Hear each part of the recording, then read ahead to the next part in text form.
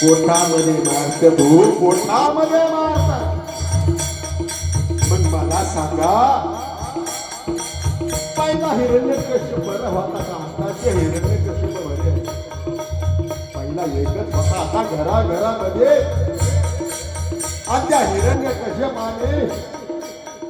स्वतःच मूल उघडत्या तेलाच्या कडेमध्ये टाकलं हो उघडत्या तेलाच्या कडेमध्ये आणि उघडल्या तेलाचा आणि त्या प्रल्हादाचा स्पर्श झाला तो गोबराया म्हणतात काही म्हणा राम कामामध्ये का तुका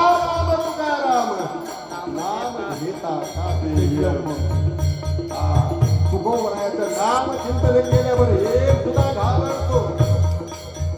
आणि त्या पांडुरंग परमेश्वराचं भजन चालू आहे